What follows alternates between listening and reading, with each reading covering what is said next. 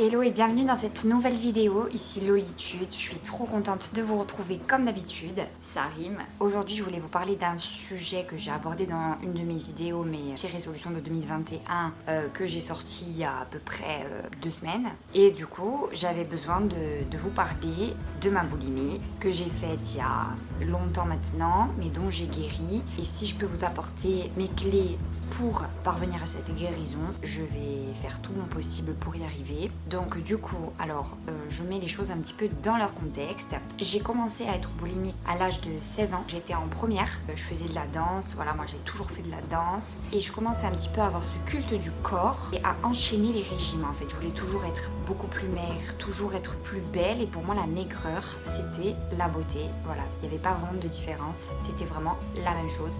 Pour être belle, il fallait être mince, il fallait être maigre. Et je suis un peu tombée en fait dans cet engrenage où il fallait toujours que je sois au régime pour être bien dans mon corps, pour être bien dans ma peau. Alors que en soi, être bien dans son corps, ce n'est pas ça.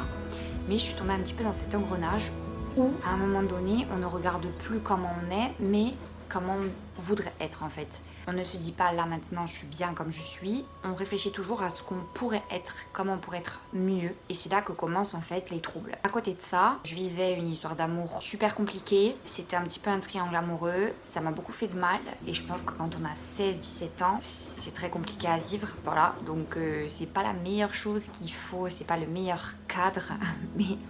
si la vie c'est comme ça. Sinon, je n'avais pas d'autres problèmes dans ma vie, et heureusement d'ailleurs, parce que c'est suffisant pour une jeune fille de 16 ans. Et j'ai commencé en fait à me comparer, à vouloir toujours être mieux. Et en fait, quand j'étais pas bien, même par rapport à cette histoire, j'avais des moments où j'étais seule chez moi et j'ingurgitais n'importe quoi. C'est-à-dire c'était le moment, dès que mes parents partaient, ma soeur partait, que j'étais seule à la maison, c'était vraiment le moment pour me jeter sur la nourriture, manger n'importe quoi, limite pour me faire du mal. En fait, l'objectif, c'était même plus de me faire plaisir avec la nourriture, c'était de me faire du mal parce que j'étais pas arrivée à mon objectif, j'avais pas perdu le poids que je voulais.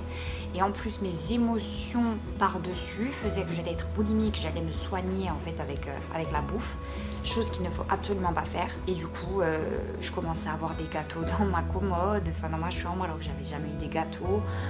Je me gavais. En fait, c'était du gavage et ça commençait à devenir n'importe quoi. Et si vous voulez, il y avait des périodes où je prenais beaucoup de poids pendant une certaine période. Il y avait une autre période où je me privais de tout et je faisais tout pour les perdre. Donc ça veut dire que c'était vraiment devenu psychologiquement très compliqué parce que vous n'êtes pas bien dans votre corps, vous vous gavez pour n'importe quelle raison, on a le ventre lourd, on se sent pas bien, on a des crises d'estomac, enfin en fait tout le contour fait que on fait tout ça pour se faire du mal et ça en devenait un stade où c'était dur et en fait mon entourage ne se rendait pas compte du tout que j'étais boulimique. Ma mère a commencé à se rendre compte quand elle a trouvé des gâteaux dans ma chambre, voilà, quand elle a commencé à trouver des choses, mais à la base elle ne s'est jamais rendue compte elle-même seule que j'étais boulimique et que je souffrais de ça en fait. En même temps, pour moi c'était pas à mon entourage forcément de m'aider, c'était à moi de sortir de ça pour aller mieux. Et quand j'ai réussi un petit peu à me détacher de cette histoire, j'ai réussi déjà à aller mieux, autant psychologiquement que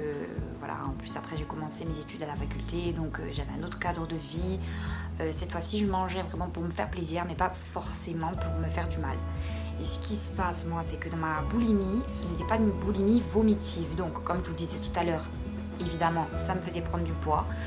Donc mon corps en fait se transformait à une vitesse, je prenais 7 kilos en un mois, j'en perdais 3 le mois d'après, enfin c'était vraiment irrégulier et c'est tout ce qui est mauvais. J'en parlais pas non plus autour de moi, c'était pas quelque chose que je voulais forcément dire aux gens parce que c'était après on vit ça un petit peu comme une faiblesse. Parce que voilà, c'est jamais évident d'être boulimique et d'en parler aux autres. En fait, mes amies avaient plus l'impression que je me privais, que j'étais tout le temps au régime plutôt que j'étais boulimique, elles ne s'en rendaient pas compte. Et j'ai réussi après, une fois à la faculté, à avoir un autre rapport avec la nourriture, à mieux manger. Enfin, du moins la première année, j'ai pas bien mangé, mais bon, la première année d'étudiante, enfin tout le monde sait comment c'est. Mais j'ai réussi à prendre conscience de mon corps, de ce qui était bon pour moi. L'année d'après, rupture, donc je me suis mis vraiment à la diète, j'allais courir tous les soirs et je mangeais de la soupe. Enfin, c'était vraiment l'année rien à voir. Mais petit à petit, en tout cas psychologiquement, et c'est l'essentiel, j'ai réussi à sortir de ça. Et je vous jure que c'est pas facile. J'ai pas regardé forcément des témoignages sur internet, j'ai pas regardé. Je sais pas en fait, c'était. Je me disais, ça va passer. Et en fait, aujourd'hui, vu que c'est passé, je me dis, mais comment, en fait, à un moment donné, j'ai pu être boulimique? Parce qu'aujourd'hui, je suis dans une alimentation intuitive où je vais manger quand j'ai faim et quand j'ai pas faim, je vais pas manger. mais je vais pas me priver de quoi que ce soit. Si j'ai envie de quelque chose, je le mange. Je suis plus dans cette optique en fait de faire attention, d'être au régime. Non, vraiment je mange des trucs bons pour mon corps, des trucs moins bons. Je me fais plaisir, mais je me fais plaisir quand je veux, mais jamais dans l'excès, hein. Voilà, ça reste quand même raisonnable, à part pendant les fêtes de fin d'année où je fais un petit peu n'importe quoi, mais je sais qu'après de toute façon je vais reprendre un rythme qui est meilleur, donc ça ne m'inquiète pas tant que ça. Je suis sortie de là le jour où j'ai été mieux dans ma peau, le jour où j'ai arrêté de me comparer aux autres, le jour où j'ai arrêté d'avoir des objectifs en fait qui ne servent à rien. Et c'était toujours ça, c'est-à-dire qu'avant l'été par exemple, donc j'étais boulimique quasiment tout l'hiver, et avant l'été, je ne mangeais pas le soir, je mangeais que le midi, je me forçais vraiment à être à la diète, mais la diète très sévère, pour maigrir. Et l'été, j'étais vraiment mince. Donc je passais d'une image l'hiver à une personne que je n'aimais pas, une image l'été, une personne que j'aimais. Mais en fait, à chaque fois que je reprenais, c'était un cercle vicieux, le fait de m'être privée comme ça pour reperdre ce poids l'été. Enfin, c'était un cercle vicieux et ça a dû durer à peu près 2 ans. Et quand j'ai commencé à en parler autour de moi et tout, j'ai vu que j'avais une amie très proche qui avait vécu la même chose que moi à la même époque. Mais on n'était pas amis à cette époque-là. Et c'est rare. Voilà, aujourd'hui, je vous en parle. Mais les personnes les plus proches de moi qui sont autour de moi, c'est rare qu'elles se soient rendues compte que j'ai été boulimique. Mais c'était de la boulimie quand même grave parce que c'était jusqu'à me rendre malade. Et à partir de ce moment-là, quand on essaie de se rendre malade et qu'on se fait du mal intentionnellement, consciemment, c'est là que ça peut devenir compliqué. Après moi, je n'ai pas consulté parce que j'ai toujours été quelqu'un de très réfléchi, qui réfléchissait beaucoup. Et j'ai toujours été dès le plus jeune âge assez mature, assez posée dans ma vie. Mais du moins je réfléchis tellement, même quand j'ai des journées bien remplies, que je n'ai pas besoin de... Je n'ai pas trouvé en fait intéressant de consulter. Et consulter, c'était un petit peu m'avouer qu'il y avait un problème. Et j'avais pas envie de m'avouer ça. Ce que j'ai fait, c'est que j'ai beaucoup réfléchi. Et je me suis dit, Laurie, pourquoi tu fais ça? Pourquoi tu te fais du mal comme ça? Et petit à petit, en fait, vu que je suis quelqu'un comme ça, après quelqu'un d'autre, autant ça ne se serait pas arrêté de maintenant et ça aurait été toujours un problème encore actuel. Mais moi, le fait d'avoir beaucoup réfléchi sur moi-même, prenez une feuille. Voilà, si c'est votre cas aujourd'hui, prenez une feuille. Et pourquoi?